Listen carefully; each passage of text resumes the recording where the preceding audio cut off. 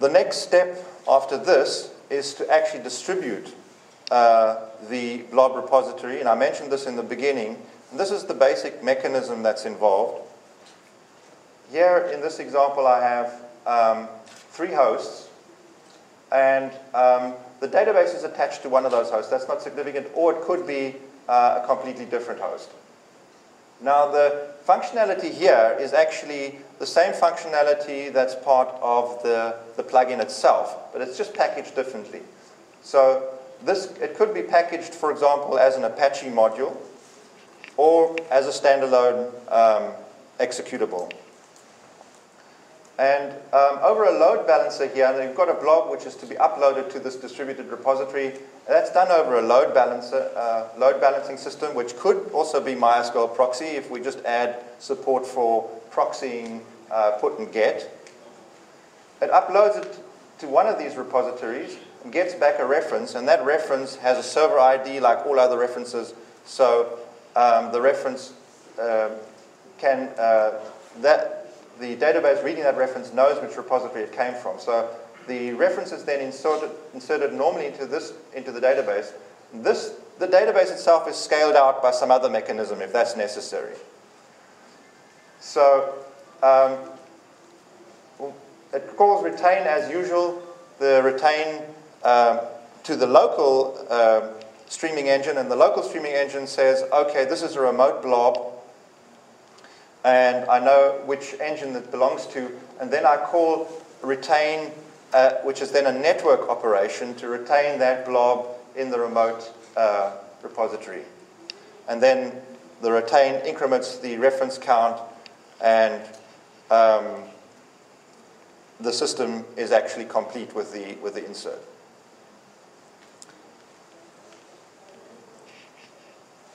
Right, so yeah, we've got about 5 or 7 minutes for questions. Yeah.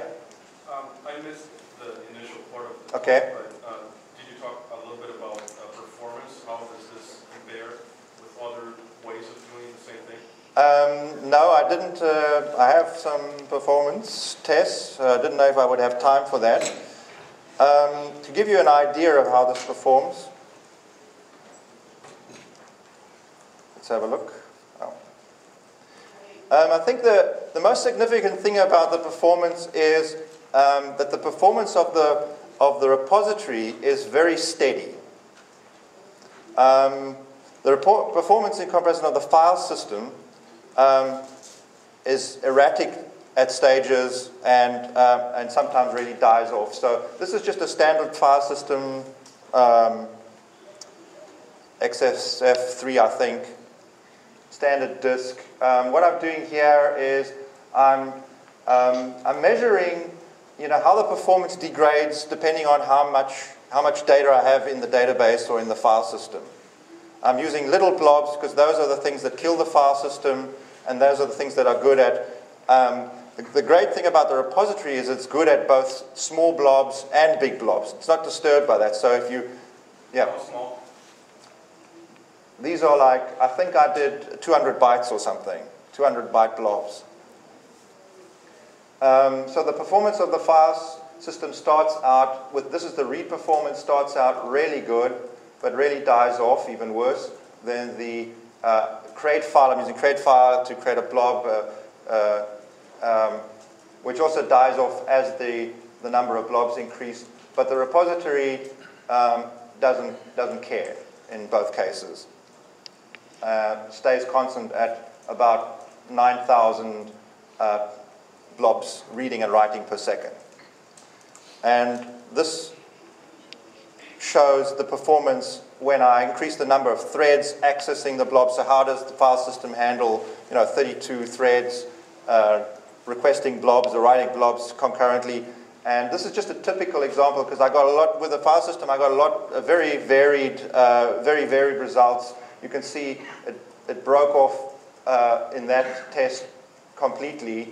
And that's the general trend. You could run it 4 or 5 times and get different results each time. But once again, the most important point here is that the performance of the repository is constant, and that gives you a lot of confidence that it's going to scale well. Yes, Dan. third typo required to assume? That was XFS3, I think. Yeah, you might get better performance from a different file system. The main thing is that the performance shows that you're not worse off with a repository. The main thing here is not about performance. Good, stable performance is essential if you want to scale the system. But the most important thing is that I have the streaming facility, and I have the referential integrity.